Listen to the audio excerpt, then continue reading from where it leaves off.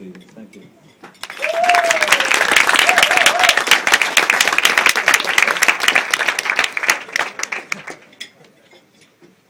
Can everyone hear me okay? All right then. Good evening, ladies and gentlemen. Good evening, fellow rhetoricians. Welcome to the Rhetoric Leavers Ball 2013. We have been at the Mount for 7 years. And it doesn't really seem like a long time to us. But when you think about it, that's 39% of our lives, if you assume that we are exactly 18. We really have grown up at the Mount. And when I say grown up, what I really mean is got older, aged, not necessarily matured. Much has happened in 7 years, the best of which I would like to share with you now. I should probably start from the beginning, upper elements with Mr. Brammer. He was the first member of staff that you really knew. With his fiery appearance and booming voice, he certainly grabbed your attention. Mrs. Hazelhurst is another very memorable figure. A powerful lady who strikes fear into the hearts of troublemakers. I will never forget the moment we thought one of our year may have died when we heard her scream the name Guy Swales down Long Gallery. God bless his soul. As she was our head of year in syntax, we all really grew to admire her. The two greatest memories in my life are the expedition across the Sinai Desert and the trip to Norway. Extremely different experiences, and that was not only the temperature difference of 30 degrees to minus 30 degrees. I have some unbelievable memories of those two trips. The sights I saw, the skills I learned, and the friends I made. Had I not been at the Mount, I know that I would have never had those opportunities. Another opportunity that I've thoroughly enjoyed is the CCF. To be one of the last senior NCOs in the RAF section, George being the other, is a great feeling. And what better way to finish my CCF career at the Mount than by going on camp at the end of the year. Sports are a huge part of Mount life for everyone, whether it's rugby, hockey, tennis, or human volleyball. There's something for everyone. I think we've all learnt something from our rugby coaches. Mr. Powell Senior, for example, always taught us not to be shy.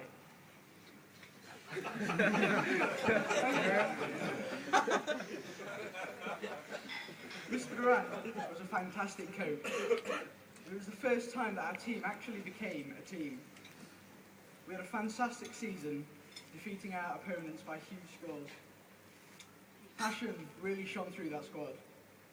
The 3 goals, in order: discipline, fitness, spirit. Playing in the second team for Mr. Mulkerrins, the coach with the most piercing whistle, we lost all but one match. Despite that, we went out every single week and did the best that we could. And I know that Mr. Mulkerrins saw that. For me, that's where Mount Spirit lied. Despite having no success, our passion was higher than what would be considered possible for a team of our track record. We had so much energy and enthusiasm to get onto that pitch. And before every match, we had the famous second team speeches, which consisted of anything really, in any language. I'd just like to point out that Mr. Griffiths sets goals for the rugby teams. For the first, to have an undefeated season. For the second team that year, to survive. Now, I do believe that the first team lost to Heimers that year, and therefore did not fulfil their goal of an undefeated season. The second team, however, survived. Based on that information, we can conclude that the second team had a more successful season than the first. 1-0 Mulkerrins. Joking aside, I do have to hand it to the first team this year. they did have an undefeated season, which I think you'll all agree is absolutely spectacular, so congratulations to them.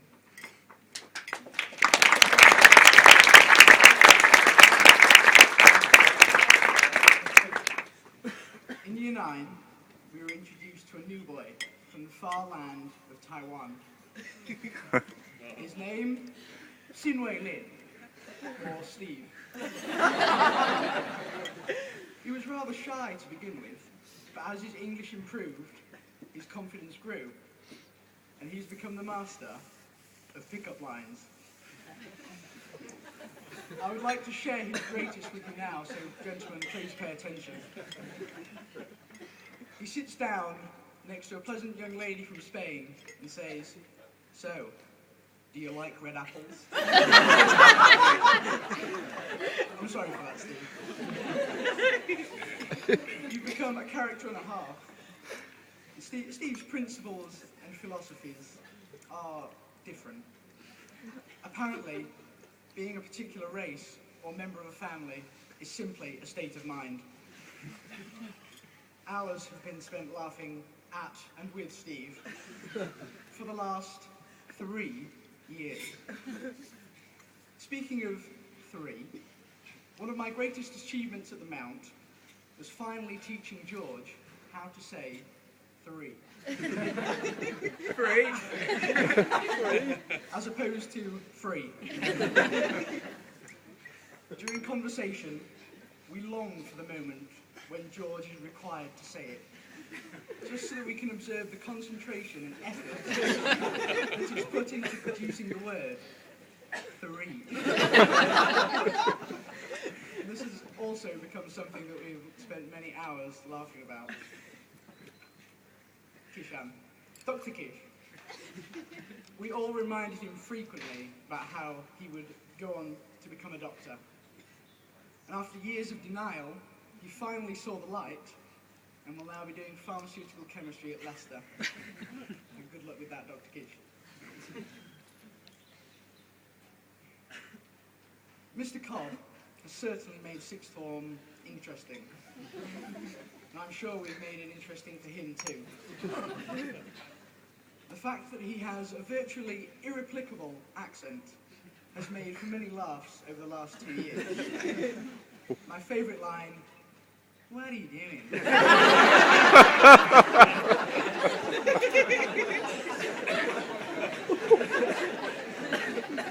He's behind you. His senses are quite unbelievable, really. He seems to be able to hear or sense everything. Nothing goes unnoticed. Apart from one thing. He once missed Steve hiding from him behind a picture in the art department. As Mr. Cobb entered the room, I thought that was it. But he walked straight past Steve and we escaped unnoticed. How he didn't get caught, I will never know. I have many people to thank. Thank you to all of my teachers who have taught me everything that I need to know. You've all been so helpful in preparing me for my own future, and I can't thank you enough for that.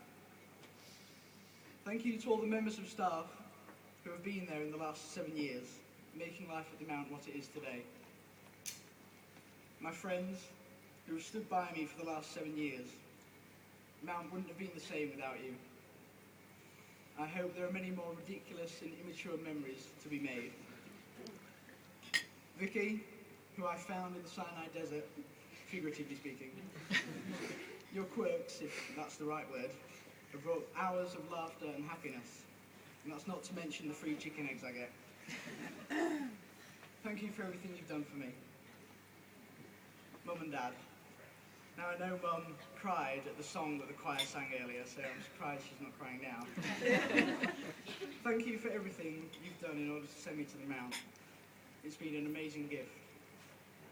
Thank you for your support and your patience. The words I speak aren't really enough to express my gratitude. I would now like to give you all some advice. Now, I'm no wiser than anyone else in this room, so I turned to a higher power for advice. Arnold Schwarzenegger came up with 6 rules to success. Rule number 1, trust yourself. You have to dig deep down and ask yourself, who do you want to be? Not what, but who. That's not what your parents or your teachers want you to be, but you. What makes you happy? Rule number 2, break the rules. Slightly ironic. Not the law, but the rules. Think outside the box. What is the point in being on this earth if all you want to do is be liked by everyone and avoid trouble? Rule number 3, don't be afraid to fail. You can't always win, but don't be afraid of making decisions. You can't be paralysed by fear of failure, or you'll never push yourself. Believe in yourself and in your vision. Now please don't go and fail your exams, because they're important. Rule number 4, don't listen to the naysayers. How many times have you heard, you can't do this, or you can't do that, or that it's never been done before? Pay no attention to them. Yes, you can. Rule number 5, most important rule of all, work your butt off. No pain, no gain. And it's important to have fun in life, of course. But when you're out there partying, someone at the same time is working hard. Someone is winning.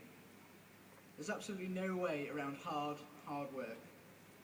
You can't climb the ladder of success with your hands in your pockets. Rule number 6, give something back.